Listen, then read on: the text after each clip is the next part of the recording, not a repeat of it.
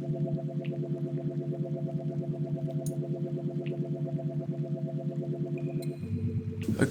this video is basically an update on what is happening in South Africa at the moment. I'm making this video from kind of an everyday citizen perspective on what the president's address on the 9th of April 2020 was about. All the information I'm giving in this video was basically directly from the president's address, which I got from reading the Twitter thread. Everything will be linked down below. All the information I use, any other information I gather will also be linked down below. At the time of filming this video, which is Friday the 10th at 12 past 7, our country has been in lockdown for just over 2 weeks.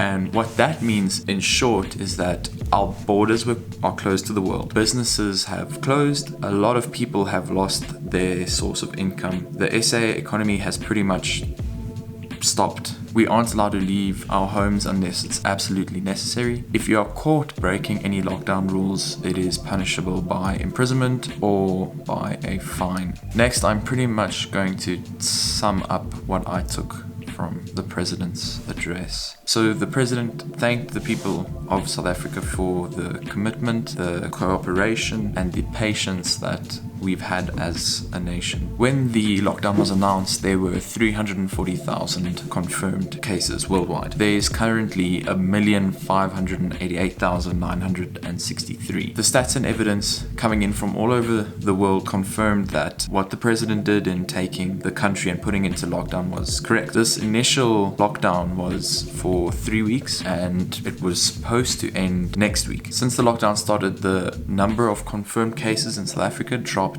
by quite a lot, from 1,170 cases on the 27th of March to 1,934 confirmed cases yesterday.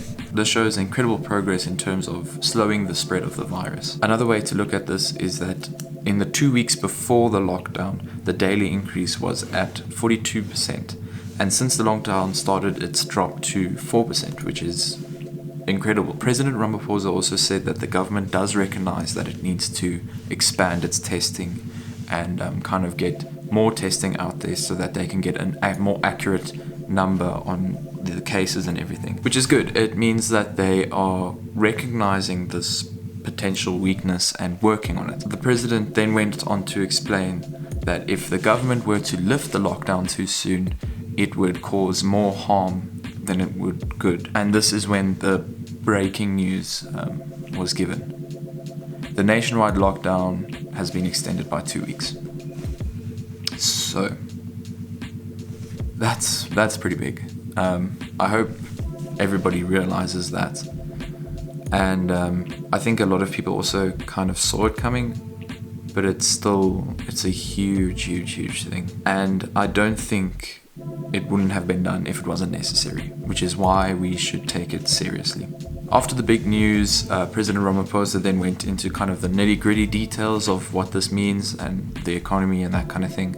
I'm summing up the information I got from the address to what I think is important to me and what's relevant to me, but I do think all that information is relevant to everybody. So if you do have a chance, you should go and either watch it or go and read the Twitter thread that they have put up of the address. So the number one priority at the moment is to slow down the virus. Number two, the government has come up with a 3-part strategy. Firstly, an intensified public health response to slow down and reduce infections. Secondly, a comprehensive package of economic support measures to assist businesses and individuals affected by the virus.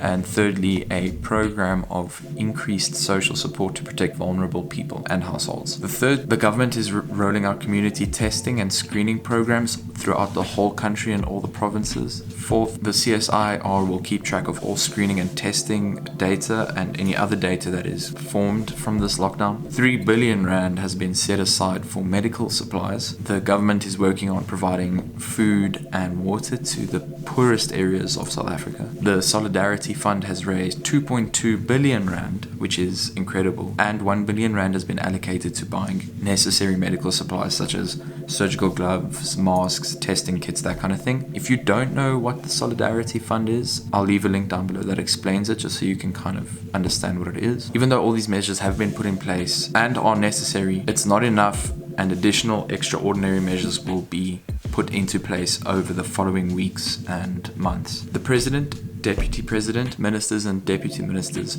will take a 1/3 cut out of their salaries for the next 3 months, and this portion will be donated to the Solidarity Fund. The last point was that we will endure as a nation. My personal opinion on the situation is that the situation is being dealt with incredibly well. And I'm proud to have a president that is making these incredibly hard decisions that are going to help our country in the future. Yes, there are problems now, and I mean, there's going to be either route we take, and I think this is the best way we could have dealt with the situation, especially with the country we live in.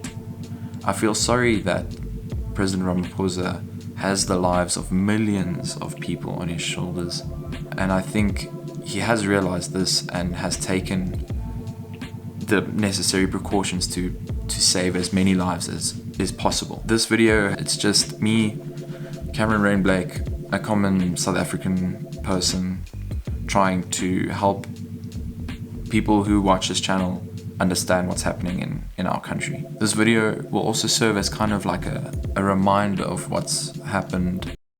As we walk this road together, as we struggle to defeat this pandemic, we remain strong and united and resolved as South Africans. Much is being asked of you, far more than should ever be asked. But we know that this is a matter of survival, and we dare not fail. I know we shall recover, and I also know that we shall overcome. May God bless South Africa and protect her people. I thank you. And I thank you, Mr. President. I'll keep you in my prayers.